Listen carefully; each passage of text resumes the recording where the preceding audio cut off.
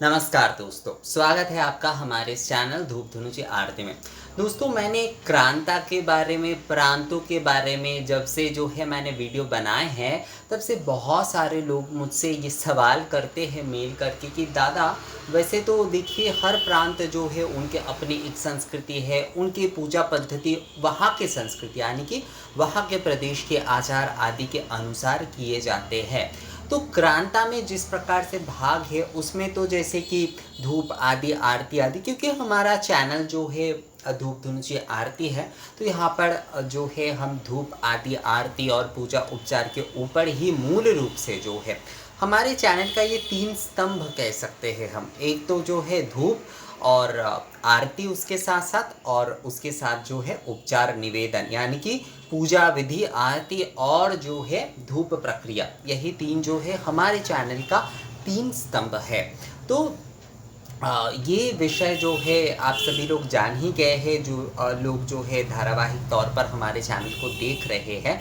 तो इसी कारण से कई लोगों का ये सवाल है कि दादा, जो क्रांता के हिसाब से, जो प्रदेश के हिसाब से तो कई समय धूप आदि विधि के भिन्नता दिखाई देते हैं, आरती की भिन्नता है, तो क्या एक क्रांता में या फिर एक प्रदेश में रहकर दूसरे प्रांत की या फिर दूसरे प्रदेश की आरती आदि करना, धूप आदि पूजा पद्धति आदि का अनुसरण करना सही होता है, या फिर उसमें किसी भी प्रकार की दोष आदि लग सकता है? तो पहली बात देखिए दोस्तों, हमारे ये जो भी सारे विषय जिस समय हुए थे, यानी कि हमारे शास्त्र तो आज के नहीं हैं, हमारे शास्त्र आदि में इसका वर्णन आदि उपलब्धता के हिसाब से किए गए थे। अर्थात मान लीजिए दक्षिण के तरफ जिस प्रकार से पूजा आदि विधि चलते हैं, वहाँ के जिन सारे धूप आदियों की उपलब्धता है, वहाँ पर जो पुष्प पत्र आदि की उपलब्धता है, वहाँ पर दीपक जलाने के लिए या फिर जो भी सारे नैवेद्य आदि देने के लिए, भोग नैवेद्य आदि देने के लिए जो सारी वहाँ की उपलब्धता है, उस हिसाब से ही वहाँ का वर्णन या फिर वहाँ की विधि आदि आपको मिलेंगे। बंगाल के तरफ यहाँ के रहन सहन, यहाँ के जीवन शैली, यहाँ के सब कुछ के साथ जो सामग्री आदि यहाँ मिलते हैं उस अनुसार है। उत्तर भारत की तरफ या तरफ वहाँ पर वहाँ के हिसाब से, वहाँ की उपलब्धता के हिसाब से वहाँ की सामग्री आदि जो कुछ मिलते हैं उस हिसाब से विधि आदि है। तो उस समय, क्योंकि उस समय दोस्तों, अभी जैसे कि हम लोग YouTube के माध्यम से वीडियो बना रहे हैं, हम लोग Facebook करते हैं, हम लोग WhatsApp करते हैं। सबसे बड़ी बात, आजकल तो WhatsApp शायद सभी के पास है। हर कोई हर कोई चीज़ YouTube के माध्यम से, जिन्हें खाना बनाना नहीं आता है, पहले के समय में जिन्हें खाना बनाना नहीं आता था, उन्हें जीवन भर ही शायद खाना बनाना उस प्रकार से कुछ आता ही नहीं था। मैंने ऐसे बहुत लोगों को एक्चुअली देखा है कि जो लोग खासकर नौकरी आदि के लिए, मैंने अपने परिवार के ही कुछ लोगों को देखे, नौकरी आदि के लिए वो बाहर रहते थे, तो उन्हें कुछ खास खाना बनाना आदि नहीं आता था कभी भी। वो वहाँ के जो टिफ़िन सर्विस आदि या फिर वहाँ के आसपास के जो भी सारे मंदिर आदि में जो प्रसाद आदि मिलते थे, मतलब खाना आदि मिलते थे वहाँ पर, वही सारे से वो अपने जो आहार आदि है वो करते थे। पर आज के समय में देखिए, आज आप YouTube के माध्यम से हर कोई अपने मनपसंद का खाना सीखकर बहुत आसान तरीके से वो खाना बना भी सकते हैं, और उसके साथ साथ उपलब्धता भी बहुत आसान है। आप ऑनलाइन में एक इंडक्शन और उसके साथ साथ कलछी कढ़ाई आप ऑर्डर कर दीजिए, बहुत सारे आपको होम डिलीवर भी हो जाते हैं, और आप आसानी से मसाले आदि सभी कुछ आपको होम डिलीवर हो जा रहा है। तो खाना बनाना आदि अब आपके लिए कोई समस्या नहीं है। अब आप बंगाल में बैठकर भी, आप मान लीजिए उत्तर का कोई डिश बनाना चाहते, दक्षिण का कोई डिश बनाना चाहते, तो आप आसानी से उसे बनाकर आप कर सकते हैं। तो हमारी पूजा पाठ, ये सारे विषय हम बचपन में भी दोस्तों, बनारस आदि के संस्कृति आदि का प्रभाव तो जैसे कि बंगाल में है, क्योंकि ये पूर्वी भारत का ही हिस्सा है, तो जैसे कि देखिए मैं बहुत सारे समय पूर्वी भारत कहता हूँ, तो आप इसकी सीमा आदि देखिएगा, मैंने क्रांता के हिसाब से भी जो बताया है। और पूर्वांचल कहा जाता है बनारस आदि के उस तरफ के उत्तर प्रदेश के जो क्षेत्र है उसे पूर्वांचल या फिर पूर्वी उत्तर भारत कहा जाता है। पूर्वी उत्तर प्रदेश या पूर्वी उत्तर भारत कहा जाता है। तो ये पूर्वी भारत का हिस्सा है, तो इसका प्रभाव जैसे कि बंगाल की पूजा आदि में वो दिखाई देता था। जैसे कि गंगा आरती अगर आप देखते हैं, बनारस की आरती का जो है, बनारस की प्राचीन आरती विधि या फिर जो धूप दीप आदि विधि का सबसे सही झलक जो है, अगर आपको उस परंपरा का सही झलक अगर किसी रिचुअल्स में आपको मिलता है अभी जो है, वो गंगा आरती है। गंगा आरती पद्धति जो है वो एकदम बनारस के जो प्राचीन आरती, मतलब बनारस की पारंपरिक जो आरती पद्धति है, धूप से जिस प्रकार से दीप आदि से आरती किए जाते हैं, धूप अर्चन, उसके बाद जो है धूप से आरती करना, ये संपूर्णता बनारस के अपनी आदि विधि है। तो बंगाल आदि के साथ जो है उसका आपको मेल मिलाप मिलेंगे, पर दक्षिण आदि के या फिर जो है एकदम नॉर्थ का जो है कुछ रिचुअल्स आदि जो है मुझे बचपन में उतना नहीं दिखाई देता था। पर अभी जो है कई सारे लोग कई सारे रिचुअल्स, कई सारे व्रत, कई सारे पूजा आदि विधि करते हैं। जैसे वैभव लक्ष्मी की पूजन जो है वो हमारे इस तरफ उतना प्रचलित नहीं है। हमारे इस तरफ 12 महीने ही जो है लक्ष्मी पूजन का एक चलन है और 12 महीने की व्रत कथा है, वो यहाँ के जो है ना अपने लोकल चलन है। पर अभी कई लोग जो है वैभव लक्ष्मी की पूजा भी करते हैं। कई लोग उड़ीसा आदि में जिस प्रकार से लक्ष्मी पूजन हो व्रत आदि होता है उस प्रकार से भी कई लोग करते हैं, क्योंकि वो देख पा रहे हैं, वो यूट्यूब आदि इन सारे माध्यमों से जो है वो इन सारे विषयों को जान पा रहे हैं। तो इस कारण से जो है हर कोई जो है इन सारी विधियों को कर पा रहे हैं। तो मैं भी जैसे कि घर पे मैं दक्षिण में रहा हूँ, तो वहाँ से मैंने धूपाराधन दीपाराधन सीखा है, तो वही जो है मैं अपनी पूजा आदि में करता हूँ। आरती के तौर पर पंच धूप निराजन वो मैंने सीखा है, वो मैं करता हूँ। तो अब क्या हो रहा है, ये एक प्रकार से जो है इसे संपर्क जो है हमारा बढ़ रहा है, ऑनलाइन के माध्यम से बोल लीजिए या फिर कामकाज के माध्यम से ही लोगों का आजकल जो है ये प्रादेशिक जो एक सीमा था पहले, वो कई हद तक जो है ना वो आपको दिखेगा कि वो मिट रहा है एक प्रकार से, जो अभी भी पूरी तरीके से नहीं मिटा है और इतने आसानी से वो सारी चीज़ें मिटते भी नहीं हैं। पर कई सारे विषय आदि जो है अब जो है लोग जान रहे हैं। तो इस कारण से मैं बोल रहा हूँ इस हिसाब से कि ये प्रादेशिक विषय आदि जो है अब उतना महत्वपूर्ण नहीं रह रहा है। तो इसलिए धूप आदि विषय बोल लीजिए, जो दक्षिण में जिस तरीके से धूप नैवेद्यम आदि दिए जा रहे हैं, कोई अगर बंगाल में जा रहा है तो बंगाल में भी उस प्रकार से वो धूप नैवेद्यम आदि कर रहे हैं। कोई उत्तर में बैठकर अगर जा रहा है कि बंगाल की तरह दुर्गा पूजा आदि करे, उसके उस तरह से जो है बेलूर मठ के तरह जो है यूट्यूब में उन्हें दिखाई दे रहा है, वहाँ से देखकर जो है वो करे, तो ये विषय किसी भी प्रकार की कोई दोष, किसी भी प्रकार की कोई गलत विषय नहीं है। हमारी क्रांता आदि हमें ये कहता है कि हमें जो मिल रहा है हमें उस हिसाब से, उस उपलब्धता के हिसाब से जो है हमें पूजन आदि, आराधना आदि, विधि आदि करना चाहिए। ये विषय जो है ये हमारे ऋषियों ने, हमारे शास्त्रकारों ने इस विधि को इस कारण से बनाया था क्योंकि ये उपलब्धता के कारण। आप दक्षिण में रहकर जो है आप उस समय जो है आपके लिए संभव भी नहीं था कि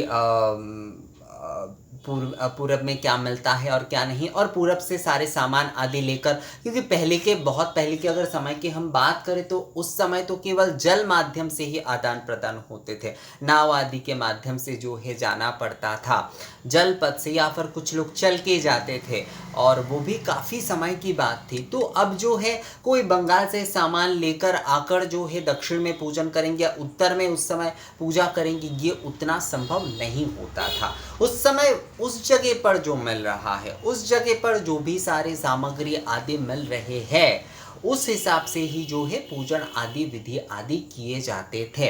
पर अगर देखा जाए हमारे इन प्रांत आदि या प्रादेशिक विषयों को अगर देखा जाए, सामग्री देखिए हर जगह पर तो अलग होंगे ही। भारत में पहनावे अलग है, खान पान अलग है। राजस्थान में मारवाड़ में जो चीज़ खाए जाते हैं मेवाड़ में वो नहीं खाए जाते हैं। आप इलाहाबाद में जिस प्रकार की आपको संस्कृति, खान पान, बोली आदि मिलेंगे, आपको बनारस में वो नहीं मिलेंगे। आपको गोरखपुर में वो जो है अलग मिलेंगे। हमारे यहाँ पर कोलकाता में जिस प्रकार से है, हावड़ा में उसके अलगपन है। हुगली जो हमारे यहाँ के है, हुगली ज़िले जो है वहाँ पर आपको अलग मिलेंगे। वर्धमान में चले जाइए, वहाँ पर आपको अलग मिलेंगे। पटना में एक प्रकार का है, भागलपुर में उपलब्धता एक प्रकार के है, एक प्रकार की संस्कृति आदि है। तो हर जगह की अपनी ना एक लोकल, यानी कि इसे आंचलिक कहा जाता है, उसका भी प्रभाव होता है। तो उपलब्धता के हिसाब से आपके वहाँ पर जो मिल रहे हैं, उस हिसाब से जो है आपको उन उपलब्धता के हिसाब से पूजन आदि करने के लिए कहना जो है क्रांता आदि के विषय है। तो प्रादेशिक विषय यहाँ पर इस जगह पर है। पर अगर मूल भावना में हम जाते हैं, अगर हम धूप दीप आदि इनके अंतर्निहित विषय को देखते हैं, अगर हम प्रोसेस को भी देखते हैं, तो ये सारे विषय कहीं ना कहीं जगह पर जाकर ना अखंडता की ही बात करते हैं। धूप दीप आदि जैसे यहाँ पर मान लीजिए बंगाल में जैसे कि धूप से, दीप से, जलपूर्ण, शंख से, पुष्प या वस्त्र से और चामड़ से या पंखे से जो है आरती किए जा रहे हैं। इसे पंच तत्व कहे जा रहे हैं। दक्षिण में आप चले जाइए, वहाँ के पंचवायु के रूप में जो है पंच धूप निराजन किए जा रही है। अलग अलग 5 धूप पात्र में जो है धूप दिए जा रहे हैं, या फिर जो है अलग अलग 5 दीपक से जो है आरती किए जा रहे हैं। तो ये पंचवायु के प्रतीक हो रहे हैं, या फिर दीप को जैसे कि पंच इंद्र का प्रतीक भी कहा जाता है। मूल रूप से पंचवायु, पंच तत्व, आरती में पंच तत्व पंचवायु के विषय आ रहे हैं। तो पंच तत्व जो है उसमें वायु तत्व समाहित है, तो और पंचवायु के माध्यम से वो पूजन हो रहा है। तो पंच तत्व वहाँ पर है ही, पंचवायु तत्व है ही।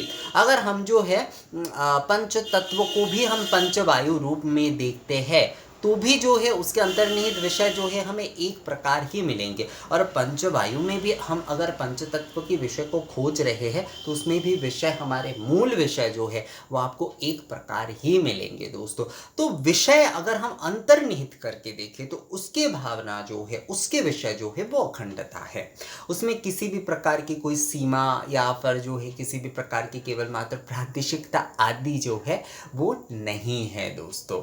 आप दक्षिण में जाकर धूप करने के विषय देख लीजिए, मतलब आप महाराष्ट्र में देखिए, आप तेलंगाना में देखिए, आप कोंकण में देखिए, आप बनारस में आ जाइए, आप बंगाल में आ जाइए, हर जगह पर जैसे कि धुंची धूप आदि जब निवेदन आदि के माध्यम से दिए जा रहे हैं, तो उसके पीछे की भावना यही है कि पंच प्राण वायु रूप में जो है धूप को निवेदन किए जा रहे हैं। आरती में जब हम दीपक प्रज्वलन कर रहे हैं और दीपक हम दे रहे हैं, तो उसमें तेज तत्व ही समाहित है। तो मूल तत्व में अगर हम जाते हैं, तो वहाँ पर ये विषय जो है वो एक ही आते हैं।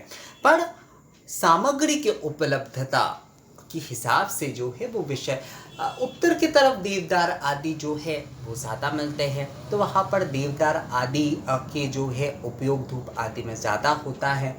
पूर्व की तरफ जो है धुना आदि, इन सारे विषयों का ज़्यादा प्रचलन है। धुना आदि जो है यहाँ पर ज़्यादा मिलता है, तो यहाँ पर जो पूर्व की तरफ जो है इन सारे विषयों के ज़्यादा प्रचलन है। आप दक्षिण की तरफ भी धुना आदि ये सारे विषय मिलते हैं, वहाँ पर जैसे सरल गुग्गुल आदि ये सारी चीज़ अच्छे मिलते हैं। चंदन जो है वो काफ़ी अच्छे मिल जाते हैं वहाँ पर। तो वहाँ पर देखिएगा इसके ज़्यादा वहाँ पर प्रभाव है। तो जहाँ की जो उपलब्धता है, जहाँ पर जो सारे वस्तु मिल रहे हैं, उसका वर्णन जो है क्रांता के हिसाब से उन क्षेत्र के शास्त्र आदि में जो है आपको मिलेंगे। आगम विधि आदि में जो है ये जो विभिन्नता है, यानी कि जो विविधता है, वो इस कारण से, उपलब्धता के कारण से है। पर मूल अगर हम देखते हैं तो सभी जगह पर हम जो है, चाहे हम बंगाल में धुंची धूप कहे, अगर दक्षिण में धूपकल कहे, और जो है उत्तर में हम जो है धूपदान से या फिर धूपकंडी से जो है, मध्य भारत में धूपकंडी कहे जाते हैं, तो धूपकंडी से जो है हम धूप कर रहे हैं। सभी जगह पर एक ही विषय है, कुछ अलग विषय वहाँ पर नहीं है, भावना भी एक है वहाँ पर, मूल विषय जो है एक है, पर सामग्री में थोड़ा बहुत जो है वो बदल हो सकता है। तो प्रादेशिकता की यहाँ पर कोई विषय नहीं है कि आप जो है आज के समय में बैठकर जो है, क्योंकि मूल विषय प्राणवायु स्वरूप धूप है, आप जो है दक्षिण के धूप सामग्री आदि, चंदन धूप आदि के आपको दशांग, दक्षिण में जिस तरह से दशांग बनाए जाते हैं मान लीजिए, वो आज आपको उपलब्ध हो रहे हैं, तो वो आप कर ही सकते हैं। बंगाल में जिस तरीके से जो है दशांग आदि या फिर षोडशांग धूप आदि बनाए जाते हैं, वो आजकल ऑनलाइन आदि या फिर कई प्रकार से धुना ही मान लीजिए आप, धुना गुग्गुल आदि, ये सब कुछ जो है ये आपको ऑनलाइन ही मिल रहा है। तो धुना जिन्हें नहीं मिलता, उत्तर में कई लोग कहते हैं कि दादा धुना अच्छे वाले नहीं मिल रहे, तो मैं कहता हूँ कि ऑनलाइन में आप खोज करिए, वहाँ पर कई लोगों को मिल जाएगा आपको आसानी से जो है थोड़ा खोजने से। तो आज के समय में हमारे पास ये उपलब्धता जो है इस प्रकार से मौजूद है, तो हम जो है क्यों नहीं उस विधि आदियों को भी करेंगे।